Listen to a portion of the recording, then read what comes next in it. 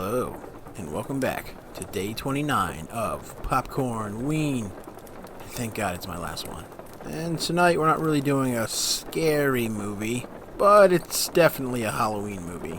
And usually I would do the first movie first, but tonight I'm going to be talking mostly about the sequel. Because it's, kind of the same movie anyway. But we'll get to that. Tonight we're talking about the living, the dead. Can they coexist? Now's my chance. I can't believe I'm doing this. Beetlejuice, Beetlejuice, Beetlejuice.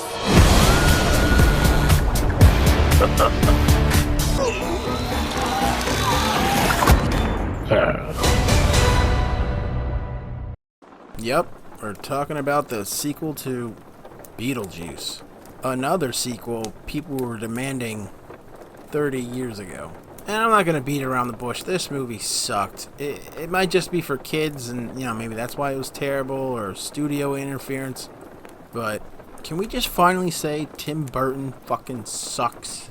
He had a unique and quirky way of building characters and the world around them, and it was pretty interesting. In the 80s, and some stuff in the 90s.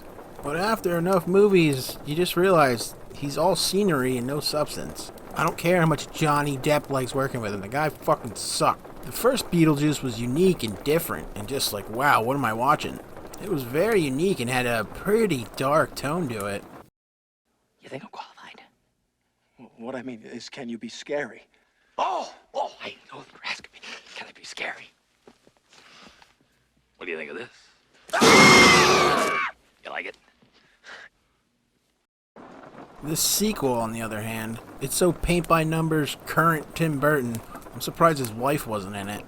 Or Johnny Depp as some kind of pirate character. And not only that, it just does what every single current sequel does.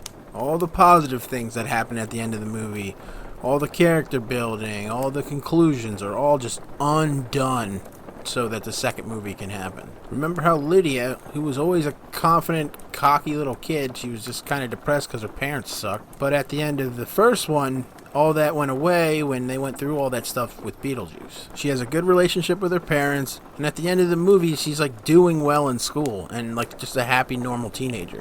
They do a dance number to end the movie. Shake, shake, shake, Sinora, shake your body liner. Shake, shake, shake, Sinora, shake it all the time. The mother has a good relationship with her kid now and stops trying to be a yuppie, artsy weirdo. And the dad, well, we don't really want to talk about the dad. But this guy will. Jeffrey Jones was one of the most popular actors to use in the 80s and 90s, but due to some very understandable reasons, he's been canceled, and now for one big role, he's out. Jeffrey Jones became famous for playing the insane principal in Ferris Bueller, which was a hit, making $71 million on a budget of $5 million. And a few years later had another big hit with Beetlejuice, which made $75 million on a budget of $15 million. Beetlejuice's director, Tim Burton, was offered a chance to make a Beetlejuice 2 35 years ago, but turned it down, saying he was busy with Batman and also creatively just not ready for it. Tim Burton even made an intentionally bad screenplay for Beetlejuice 2 called Beetlejuice Goes Hawaii to get the studio to stop asking him. Now Tim Burton has made a Beetlejuice 2 with Jenna Ortega, and he brought back the entire original cast except for Jeffrey Jones. That was because Jeffrey Jones was arrested in 2002 for paying a 14-year-old boy to pose naked while wearing a cowboy hat. And he didn't go to jail, but he did get 5 years probation and had to register as a sex offender. Amazingly, he was still a working actor afterwards, getting 33 episodes of the show Deadwood. For Beetlejuice 2, he's out and his character has been killed off. And you know what? That is 100% for the best, and with that, I'm Charles Pearl. Subscribe to learn something.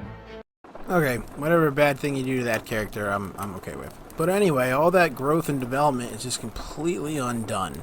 Lydia is now a sad sack again, just no confidence, but she can speak to ghosts. And can we talk about Winona Ryder? Has she forgotten how to act? She could have been phoning this in, but she's like her exact same character she is in Stranger Things. Except she's wearing like goth outfits. She has the same two facial expressions to the entire movie that she has in the entire 4 seasons of Stranger Things. Confused sadness and sad shock. That's it. That's her entire range of acting. Kathleen O'Hara is not bad at acting in this, but it's just not the same character. She just turned into a self-obsessed, selfish art nut. Michael Keaton can still do the voice pretty good. That was good to see, but man, you can tell there's no energy behind what he's doing. He looks 1,000 years old even with the makeup. I don't know what the hell's going on with him. I don't know if he took that whole Batman movie to heart and, you know, it bombing. That wasn't his fault. Maybe he thought he was getting Batman again. I mean, look at this interview he does about the movie. You sit there and look at this and tell me he's not drunk. Jenna Ortega, of course, a newcomer to the film. Why Perfect. was she the perfect fit for Winona's It's daughter? weird. It's It weird. is I weird. said the other day, I said, it's almost like she had to be, like when people say, well, she was born to play it. I'm starting to think, I wonder if she was literally born to play it. Because you go, well, it's so obvious, you know, like well, she's really a nice young woman, but also really smart. And she just got it. It just showed up and I went, oh yeah, she's got this figured out. Yeah. Like this fits her like a glove, man. Totally, yeah. But she dug the vibe. She knew the tone, you know, she was respectful of the thing. Speaking of Jenny Ortega, she didn't do a bad job, but she just plays the same character and everything. Like, just listen to this speech. When you're all driving carpool and banging your Pilates instructors to fill the empty voids in your life, we'll see who gets the last laugh. Now, be honest. If I just played you the audio of that, would you know what exactly that came from? Of course not, because it can be audio from anything she's done in the last 4 years. But that's my little breakdown of the characters and the actors in the movie. I laughed a couple times, but overall, it's just sort of meh. It was more like, oh, hey, I remember that. Hey, I remember that from the first movie. There's way too many characters in this, and like multiple bad guys for some reason. There's plots that just go nowhere, and other ones that are just built up and then just ended real quick. There's things that are brought up that you're like, oh, I'd like to see where this fits into the movie, and then they're just never brought up again. And finally, just that dance number that just seemed to go on and on and on. That part was universally hated by everyone I've seen talk about this movie. But, there you go. I left the review vague enough for people who haven't seen it that I won't ruin it for you. And if you did see it, I'm probably pointing out things that you were mad about too. So, in a nutshell, it's disappointing. It's not the worst thing I've seen, but man, it's shame on me for wanting something better, I guess.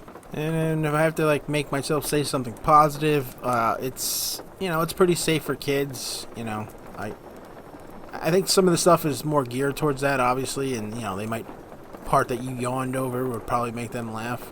And if you really hated the movie, don't worry, you're gonna forget about it in a week. This movie is very forgettable. Finally, I just really want to reiterate that Tim Burton sucks. I hate him, and he should stop doing movies. If you disagree, you're wrong, but, you know, let me know in the comments.